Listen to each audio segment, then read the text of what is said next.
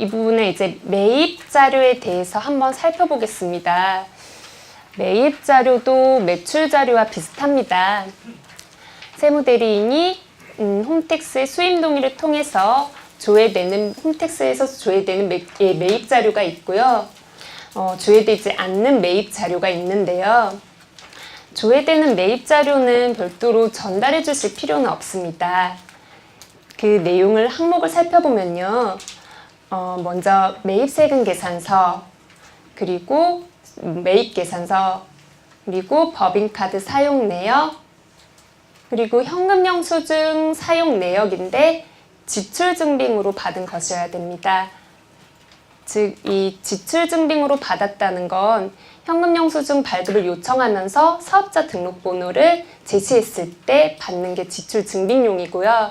뭐 핸드폰 번호 같은 경우는 소득 증빙용으로 이거는 나중에 이후에 말씀드릴 연말정산시 반영이 되는 자료라고 생각하시면 됩니다.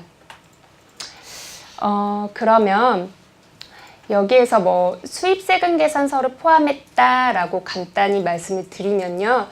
아까 좀 전에 수입한 재화에 대해서는 부가세를 부담한다 라고 말씀을 드렸는데 수입 재화에 대해서 우리가 통관을 하면서 정식 통관을 거치면서 세관장이 수입세금 계산서를 발급합니다.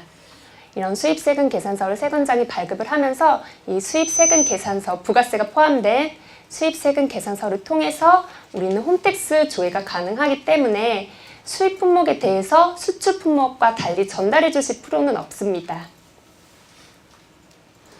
그리고 홈택스에서 조회되지 않는 매입 자료가 있는데요. 홈택스에서 조회되지 않는 매입 자료는요. 세금 계산서인데 이제 수기로 발급받은 세금 계산서는 홈택스에서 조회되지 않기 때문에 세무대리인에게 전달을 해주셔야 되고요. 그리고 매입 계산서라고 적었는데요. 이것도 수기분에 대해서만 전자발급된 부분이 아닌 수기 발급된 부분에 대해서만 전달을 해주시면 됩니다. 그리고 사업을 위하여 사용되었는데 직원 개인 명의 카드 경우에 그 매입점표를 가지고 매입세 공제를 받을 수 있고 뭐 사업장의 비용 처리가 가능합니다. 근데 이제 가끔 여쭤보시는 분들은 직원 개인 명의 카드 매입 점표, 그러니까 이 점표에 대해서 매입세 공제가 가능하나요? 라고 여쭤보는 분들이 많습니다. 만약에 그게 정말 사업용으로 사용되었다라고 한다면 그 직원 명의 신용카드 매출 점표를 발행받는 경우도 매입세 공제 대상이 됩니다. 사업과 관련해서 사용이 되었다면요. 이걸 많이 여쭙는 이유는 제 생각인데 부가가치세 신고 때, 신고 기한 때 많은 자료를 가지고 이제 세무대리인이 작업을 합니다. 근데 이런 직원 명의 카드 같은 경우는 홈택스에서 조회되지 않기 때문에 한 건 한 건 다 입력을 해야 되거든요. 근데 시간상 제약이 있는데 이렇게 한 건 한 건 입력해서 매입세 공제를 받고자 하면 추가 비용을 내지 않는 이상은 엄청난 어려운 작업이거든요. 그래서 그냥 매입세 공제는 안 해주고 그냥 비용 처리하겠습니다 라고 하는 데가 많은 걸로 알고 있어요. 그래서 뭐 저희가 자랑인데요. 그와 달리 이제 저희 같은 경우는 자비스 같은 경우는 직원 신용카드 매출 점표를 이제 어플을 통해서 올려주면 그 부분에 대한 매입세액을 부담하신 것도 다 매입세 공제를 받으실 수 있습니다. 앞에 설명드린 부분과 같이 부가가치세 계산 구조를 다시 한번 살펴보도록 하겠는데요. 먼저 매출세액에서 내가 부담했던 매입세액 불공제 사유가 아니라면 매입세 공제 가능하고 거기에서 매출세액에서 매입세액을 차감한 만큼 납부세액이 발생한다면 거기에서 공제되는 세액이 있습니다. 이걸 적용받는 사업장은 좀 드물 거라고 생각이 드는데요. 이 공제세액 중에 신용카드 매출점표 등 발급세액 공제라는 게 있습니다. 신용카드 매출점표 등 발급세액 공제는요. 우선은 결과 말씀드리면 법인 적용은 힘듭니다. 법인은 안 되고요. 개인만 가능한데요. 개인 사업자만 가능한데 간이도 적용 가능하고요. 개인 사업자라 하더라도 영수증 발급 사업자 중에서 직전연도 공급가액이 1억 원 이하의 매출이 발생한 개인 사업자면 적용 가능합니다. 10억 원요. 죄송합니다. 네, 이건 어떻게 적용이 되는 거냐면요. 보통 매출자한테 영수증 발급 사업자 같은 경우는 신용카드 매출 전표에 대한 좀 유도를 하고자, 발급을 많이 유도하고자 매출 전표 발행을 했다거나 신용카드 매출 전표를 발행했다거나 현금 영수증을 발급을 하면은 그 발급 금액의 1.3%에 해당하는 금액을 추가로 공제를 해줍니다. 근데 이게 연간 한도가 있어요. 연간 한도가 있어서 연간 500만 원까지 한도로 매출자한테 추가로 공제를 해준다 라고 생각하시면 됩니다. 그리고 그 외에 예정 세액분이라고 여기에 기입을 해놨는데요. 만약에 예정 때 법인 사업자 같은 경우에는 환급세액이 차감 반영되고요. 확정 때. 또 그리고 개인 사업자 같은 경우에는 예정 고지를 통해서 고지 받아서 납부했다 라는 게 이 예정 세액분으로 차감이 돼서 이제 최종 납부세액이나 혹은 환급세액이 발생합니다. 앞에서 말씀드린 매출 자료, 매입 자료를 홈택스에서 조회되지 않는 부분은 전달을 해달라라고 말씀을 드렸는데요. 근데 이 부분에서 혹시 중복 매출이나 중복 매입이 발생할 수 있기 때문에 우선 체크리스트라고 해서 거창하게 이름을 좀 적어봤는데요. 먼저 현금 매출 중복분, 즉 현금 매출 내역이 있습니다. 현금 매출인데 그 중에 현금 영수증이나 세금 계산서, 증빙이 발행됐다면 그건 홈택스에서 조회가 가능한데요. 그 증빙이 발행되지 않는 순수 현금 매출만을 분류해서 전달해달라 라고 말씀드리는 건요. 저희가 홈택스에서 조회를 통해서 세금 계산서 매출을 잡습니다. 그리고 홈택스 조회를 통해서 현금 영수증 매출을 잡아요. 근데 사업주분께서는 현금 매출이라고 만약에 전달해 주시면 세금 계산서 매출 플러스 현금 영수증 플러스 현금 매출이 잡히게 됩니다. 그러면 증빙을 받지 않았던 부분의 현금 매출만 매출로 더 들어가야 되는데 현금 매출 중에서 현금 영수증이나 세금 계산서 증빙이 받았던 부분까지 중복 매출이 발생할 수 있기 때문에 현금 영수증이나 세금 계산서 등 증빙이 발행되지 않는 순수 현금 매출만을 분류해서 전달해 주시면 오히려 중복 매출을 막을 수 있지 않을까 생각이 됩니다. 그리고 세금 계산서 매출과 카드 매출 중복분이라고 했는데요. 이 부분은 먼저 매출 시 세금 계산서를 발행을 했습니다. 매출 시 세금 계산서를 발행했는데 그 후 그 거래처에서 대금 결제를 카드로 하겠다고 합니다. 그러면은 신용카드 매출에도 잡히고 세금 계산서 매출에도 잡힙니다. 같은 동일한 건에 대해서 중복 매출이 발생할 수 있기 때문에 이거는 또 세무대리인이 확인하기는 힘든 부분이거든요. 해서 그런 경우가 있다면 분류해서 전달해 주셨으면 중복 매출을 막을 수 있을 거라고 생각이 됩니다. 그리고 만약에 상품권을 카드로 매입했다라고 한다면 이 부분도 저희는 이제 거래처명을 보면서 매입 내역을 분류를 하는데 만약에 상품권을 카드로 매입했다라고 하면 이 상품권은 부가세 매입 부분에서는 제외되는 거거든요. 이외 상품권이 재화 용역이 아니라고 아까 중전에 말씀을 드렸는데요. 상품권이 만약에 카드로 구매를 했을 때에는 선각금입니다, 우선은. 그리고 그 상품권으로 어떤 재화를 샀다. 그 재화를 샀다 했을 때 그때 매입세 공제를 받는 거지 상품권을 구입했다라고 해서 그 부분을 매입세 공제를 받을 수 있는 부분은 아니고 이 부분 같은 경우에 세무대리인들이 놓칠 수 있는 부분이기 때문에 매입 당시에 상품권을 카드로 매입한 경우는 별도로 분류를 해서 전달해 주셔야 합니다. 또 요즘에 많이 이런 부분이 좀 많이 발생을 하던데요. 그 카카오나 네이버 광고비가 발생을 할 때 먼저 충전식으로 선결제를 합니다. 그리고 이게 실제로 광고 내역에 따라서 정산을 하고 그 정산된 금액만큼 세금 계산서를 발급해 줍니다. 그러면 실제로 선결제할 때 카드 결제하면서 카드 부분에 대한 매입세 공제를 받고 또 동일건인데 세금 계산서를 발급받기 때문에 매입세 공제가 또 됩니다. 그러니까 이거는 중복이고 또 금액이 선결제했던 금액과 정산되는 금액이 다르기 때문에 금액으로도 중복인지 여부를 판별하기가 굉장히 힘듭니다.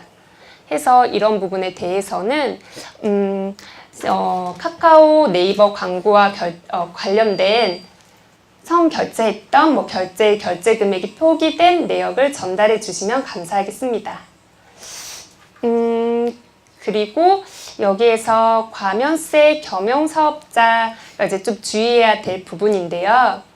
이제 본인이 과면세 겸용사업자라고 하면 과세나 면세 사업과 관련된 매입 내역을 분류해 주셔야 됩니다. 이 부분은 왜 그러냐면요. 먼저 면세 사업과 관련된 거는 좀 전에 말씀을 드렸지만 면세 사업은 매입세액을 부담하셨다고 하더라도 매입세 공제가 되지 않습니다. 그러나 그와 달리 과세 사업의 경우에는 매입세액을 부담하셨다면 불공제 사유가 아니라면 매입세액 공제가 가능하거든요. 근데 우리가 특정 사업장의 과면세 겸업인데 과면세 겸업에 발생하는 매입세액의 과세분, 면세분 구별해서 면세 부분에 대해서는 불공제를 해야 됩니다. 그래서 이 특정 사업장 겸용사업자라고 한다면 과세, 면세 사용한 것이 분명한 부분은 구별을 해서 전달해 주시고요. 이게 과세 사업에 썼는지 면세 사업에 썼는지 불분명하다, 알기가 굉장히 힘들다라는 매입분에 대해서는요.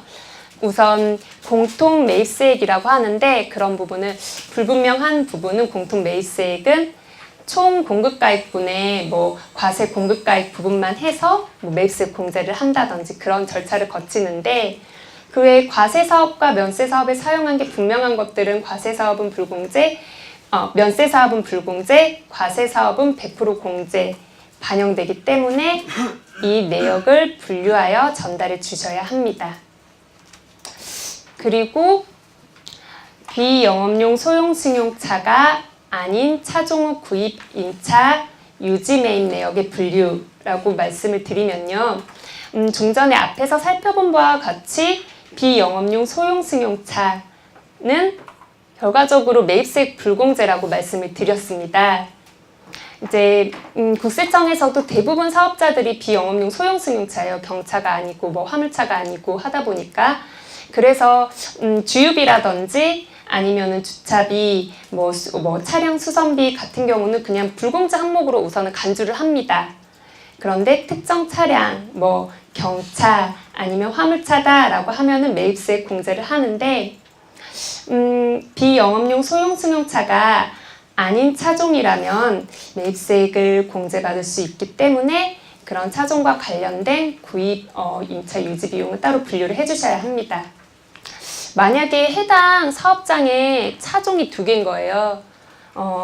아까 사진에서 보여드린 바와 같이 K5 같은 비영업용 소형 승용차와 공제받을 수 있는 비영업용 소형 승용차가 아닌 차종, 경차가 있는 경우에는 이 부분의 경우에는 굉장히 어려워요.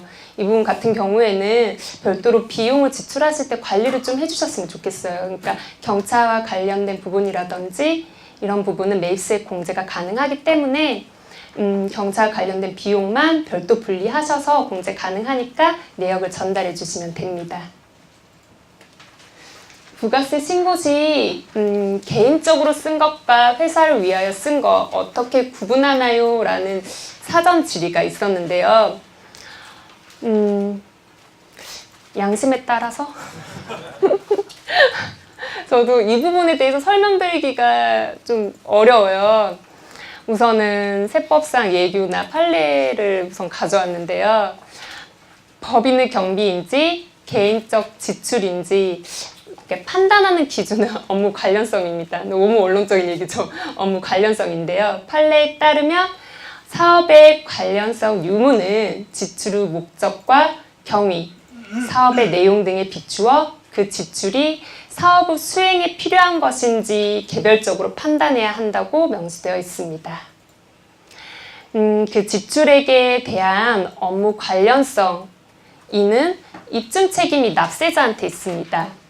해서 만약에 이거 좀 업무와 거리가 멀어서 부인될 것 같은데 비용 처리가 안 될 것 같은데 라고 생각될 그런 부인될 소지가 있을 비용은요, 별도의 뭐 사용처 이런 업무 때문에 사용했고 용도나 사용처 같은 걸 기록 관리해 두는 것이 좀 바람직한 절세 방법이 아닐까 하는 생각이 듭니다. 저는 개인적으로 개인적으로 쓴 것과 회사를 위하여 쓴 거를 어떻게 구별하나요? 라고 여쭤보시면 만약에 그 사업을 하지 않았다면 발생하지 않았을 경비 같은 거라면 그런 거라면 만약에 매입수요 공제 업무 관련성이 있다고 볼 수 있겠죠. 먼저 사전 질의, 또 다음 사전 질의는요, 직원의 휴대전화를 회사의 개발용 시료로 사용하고 그리고 업무용 전화 및 데이터 통신을 사용하고 있습니다. 직원명의 휴대전화지만 사용요금은 또 회사가 내는데 이 경우 매입수익 공제를 받을 수 있는지요? 직원 명의는 직원 명의 휴대전화인데 사용요금은 회사가 낸다. 우선은 이런 경우에도 업무 관련성을 기준으로 생각을 해야 되는데요. 직원 개인 명의 휴대폰 사용이 그 회사 업무와 실질적으로 사용한 것인지 객관적으로 확인되는 경우라면 회사 비용으로 통신비에 해당하고 매입수익 공제가 가능합니다. 근데 다만 이게 현실적으로 휴대폰 사용 내역에 대해서 개인적으로 사용하신 건지 회사 업무와 사용하는 건지 구분하는 것 자체가 만약에 어렵다라고 한다면 그 전체를 업무 관련 지출로 보기가 좀 힘들다. 그래서 휴대폰 요금을 만약에 회사에서 지원해 주는 것이기 때문에 이 부분에 대해서는 원칙적으로 근로소득에 포함되어야 한다 라고 말씀을 드릴 수가 있습니다. 또 사전 질의가 있었는데요. 해외 서비스, 구글 같은 해외 서비스에서 이용할 때 매입수익 공제를 받을 수 있는 방법이 있나요? 라고 여쭈셨는데요. 우선은 결론부터 말씀을 드리면 해외 사업자는 부가치 세법상 국내 사업자에 해당하지 않아 해외 사업자로부터 국내에서 용역을 공급받는 경우에는 매입수익 공제가 되지 않습니다. 즉 해외 사업자는 부가치 세법상 국내 사업자가 아니라서 국내 세법에 의해서 부가세가 발생하지 않습니다. 해서 부담하신 매입수익이 없어서 이 부분에 대해서는 공제받을 매입수익조차 없는 겁니다. 홈택스 사업용 신용카드 미등록 시 매입기록 산출 방법은 어떻게 되나요? 우선은 사업용 신용카드를 아직 등록해주지 못했다. 그러나 등록은 하지 못했지만 신용카드가 사업과 관련해서 사용이 되었다라고 한다면 카드사를 통해서 사용 내역을 조회해서 전달해 주시면 그 업무와 관련된 비용에 대해서만 저희가 매입수익 공제 그리고 비용 처리 가능합니다. 그 외 특수한 경우라고 말씀을 드리면 주로 경영사업자와 그리고 면세 사업자에 대해서 얘기를 해볼 텐데요. 간이과세자에 대해서 얘기를 해볼 텐데요. 과면세 사업자의 매입수익 공제, 겸용사업자 같은 경우는요. 먼저 그 과세 사업에 쓴 재화에 대해서는 과세 사업에 쓴다라고 하면은 매입수익 공제가 됩니다. 그리고 좀 전에 말씀드렸다시피 면세 사업에 대해서 사용하였다라고 하면은 면세 사업에 사용한 매입세액이 부담했다고 하더라도 그 부분은 매입세 공제가 안 됩니다. 근데 과세 사업에 실질적으로 사용했는지 면세 사업에 실질적으로 사용했는지 구분이 어렵다라고 하는 걸 공통 사용 재화라고 합니다. 실질적으로 구분이 어려운 건 모두 공통 매입 세액이 되고요. 이 공통 매입 세액은 안분 계산을 해서 매입세 공제가 가능한데요. 이 안분 계산은 총 공급가액, 그러니까 매출, 총 매출 중에서 과세에 해당하는 매출 부분의 비율로 매입세 공제가 가능합니다. 그리고 과세 사업용 재화를 만약에 매입할 때 나는 과세 사업에 쓸 용도로 매입을 했고 매입세 공제를 만약에 받았습니다. 그런데 그걸 면세 사업에 사용을 했다면 어떻게 될까요? 그 면세 사업에 사용할 제한은 매입세액이 불공제였습니다. 그래서 매입세 공제를 받으면 안 되는 거였는데 공제를 받고 나중에 면세 사업에 사용을 하는 겁니다. 이런 경우는 뭐 매입세 공제받은 거 토해내신다라고 생각하시면 됩니다. 그리고 면세 사업에 사용을 했습니다. 그리고 불공제를 했는데요. 면세 사업에 사용할 재화라서. 근데 과세 사업에 사용을 했다. 과세 사업에 사용을 하면 매입세 공제를 해주잖아요. 그 일정 부분에 대해서 감가상각 자산에 대해서는 매입세 공제가 가능합니다. 그 외 특수한 경우로 간이과세자가 있는데요.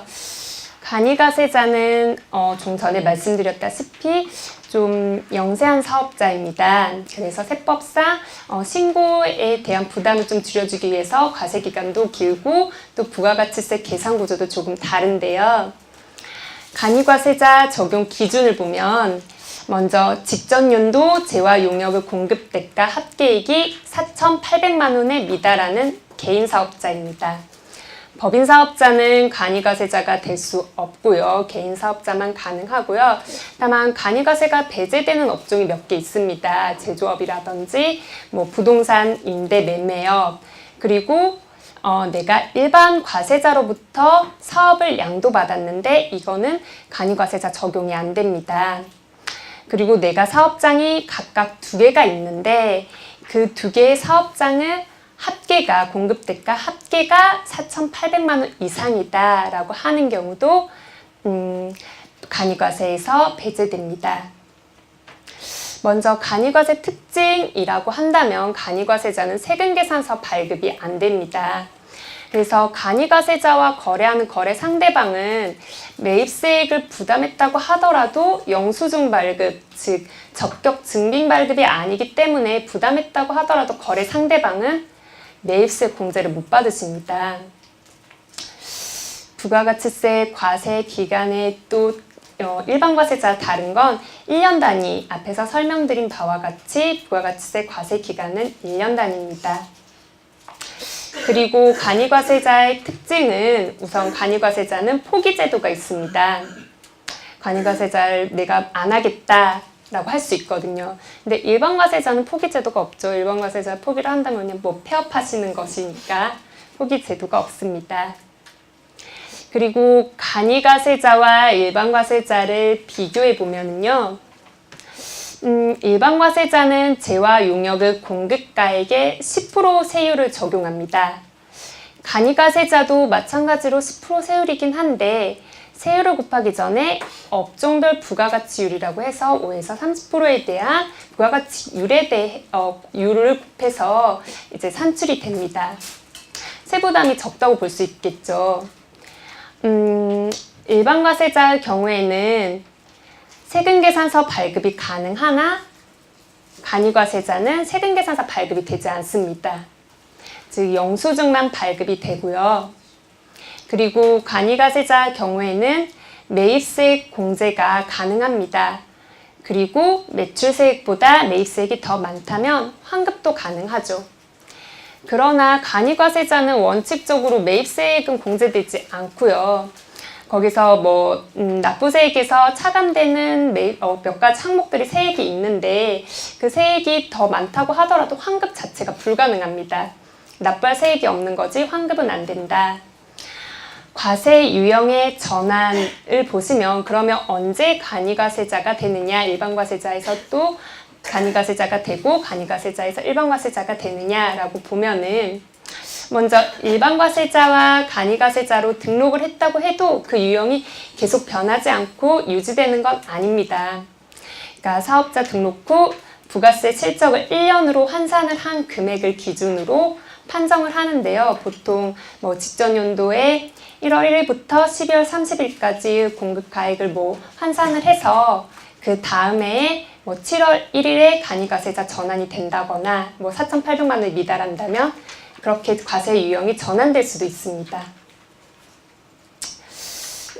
개인 사업자로 사업자 등록 시 간이과세를 선택하면 세 부담이 적나요? 우선 간이과세자가 영세한 사업자에게 적용되는 건 맞습니다. 그러나 무조건 유리하다고 말씀드릴 수는 없습니다. 왜냐면요, 우선은 간이과세자는 납부세액을 초과한 세액공제가 불가능하기 때문입니다.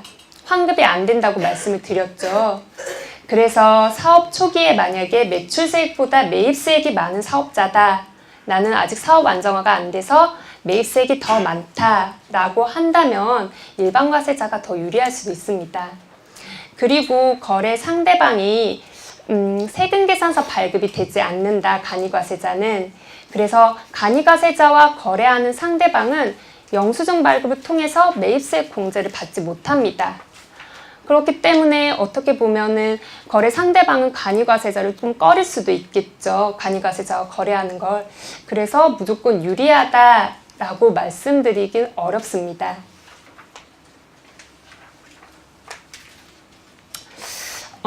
사업소득자 3.3% 공제와 영수증 발행 중 어떤 것이 나은지요? 사전질의 이 부분에 대해서 어떤 질문을 해주신 건지 곰곰이 생각을 해봤는데 제 생각엔 아마 사업소득자 프리랜서였던 분인 것 같은데 이게 간이과세자로 사업자 등록을 낸 것 같습니다. 이제 간이과세자로 사업자 등록을 내면 영수증 발행이 가능하기 때문에 세금계산서 발행은 안 되고 이때 어떤 게 더 나은지라고 여쭈셨는데요. 우선 결론부터 말씀드리면 사업자 등록한 그 개인 사업장과 관련된, 그러니까 사업장과 관련된 재화 용역의 공급이라면 사업장이 매출이기 때문에 죄송합니다. 영수증을 발행해야 합니다. 지금 여기에 가로에서 세금계산서 계산서라고 했던 건 간이과세자는 발급은 안 되고요. 여기에서 혹시 몰라서 혹시 간이과세자가 아닌 일반 과세자인 경우에는 세금계산서 계산서라고 말씀드린 거고, 그리고 사업장과 관련이 없는 개인 프리랜서로서의 용역을 공급한 거다라고 하시면 사업소득자 3.3%로 공제가 됩니다. 어떤 게 유리하냐 불리하냐가 아니라 사업장과 관련된 거냐, 사업장과 관련이 없는 거냐를 기준으로 생각해 주시면 될 것 같습니다.